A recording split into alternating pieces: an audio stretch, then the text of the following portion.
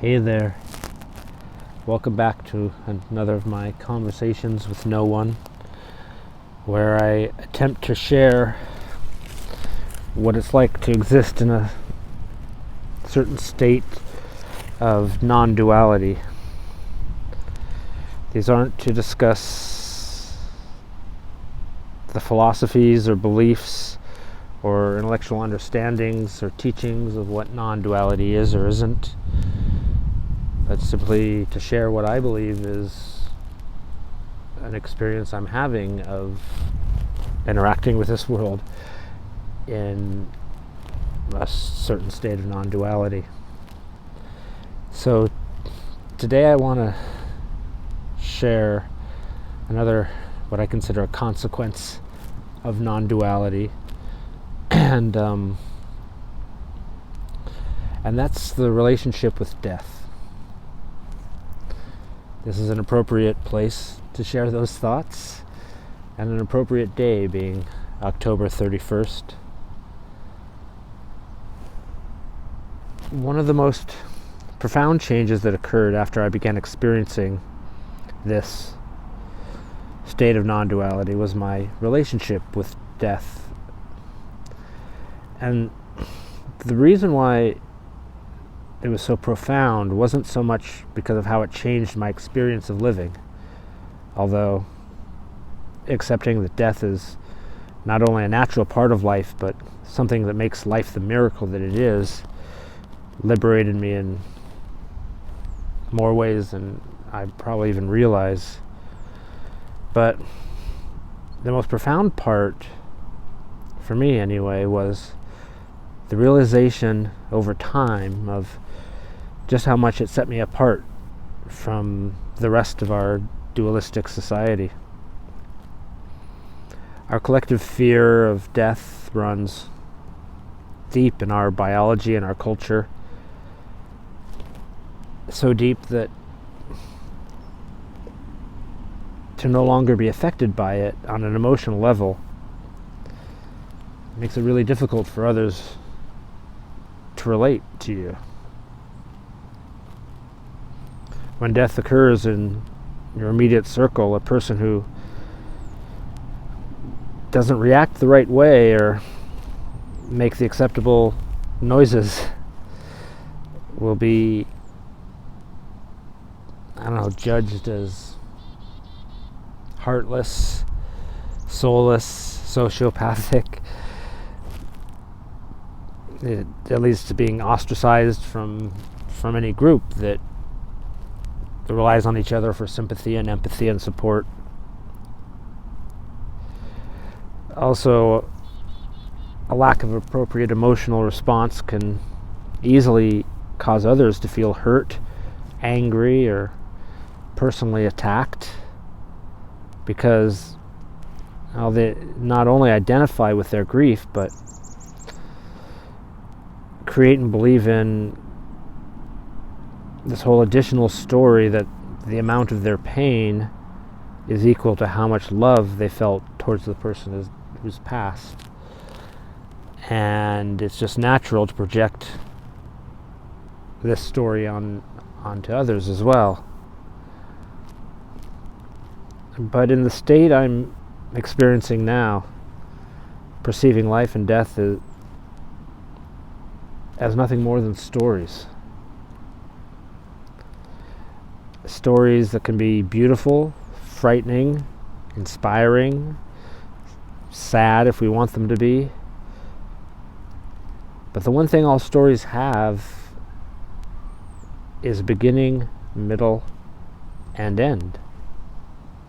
That is simply what a story is. And most of the time when we watch, read, or listen to a story, we're able to appreciate each stage of that story for what it is. And when the story is complete, we move on to other stories. If the story was a good one, we appreciate having taken the journey, even if it was frightening or sad or made us angry. When we consume these stories, we're content to know the full story because it gives us a full perspective. Without an ending, well, we're just left unsure how to perceive the middle and the beginning. I'm fortunate, I guess I would say, to have adopted the philosophy early in life that my life should be a good story. This philosophy helped me live a life that was extremely interesting, to say the least. But my current state of non-duality extended this perspective to include everyone's story, and how the only concept we have of reality is the stories we tell ourselves and each other. So now I find myself no longer understanding the attachments others have to the stories in their lives. And this level of attachment to our stories seems to be growing deeper in our society at the moment. People are now experiencing very real grief and emotional trauma when their favorite long-running TV series comes to an end, or a series of books has a conclusion. People don't want to let go of those fictional worlds and characters they've invested so much emotional energy and belief into, even though an end isn't inevitable. But they also wouldn't be satisfied unless the story has an end. As if without the complete picture, the story loses meaning. So these days I find it awkward now to engage with people who are grieving, because I haven't yet found a way to be my authentic self in these situations without hurting people. And I'm not interested in creating additional suffering. My place of peace and acceptance doesn't have value to others in that moment, and I really understand that.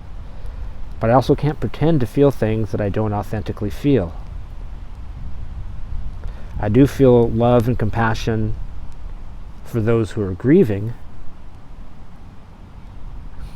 but if I'm to be honest, it's a lot like how a parent feels when their small child loses a toy. We know the suffering the child is going through is very real and intense, and we do our best to comfort them and make them feel better. But at the same time, we can't help but put the loss into perspective, because we've had more experience of loss in our world, in our life. And that sounds very condescending, even to me, which is why it isn't something I express very often.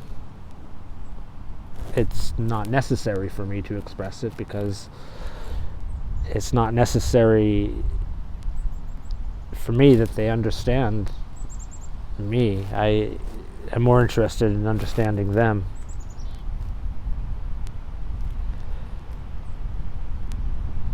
And it's completely understandable and to be expected, because when this dualistic world is all you have to judge and reject this perspective in order to keep a sense of meaning in your life. Our fear of death, our attachment to life it seems to me, the very core of our duality. One thing that I think contributes to my acceptance of death is that I'm experiencing a feeling of enough, having enough. I've had enough in my life. I have enough in this moment. I'm 55 years old. Tomorrow, on the Day of the Dead, I turn 56. So my age might be a big factor here. Also the fact that I've led a very full and interesting life. But sometime during this journey into non-duality, I became satisfied with all things I'd experienced. I'm happy to continue having more experiences, don't get me wrong, and I'll welcome them as long as I have the privilege of enjoying them.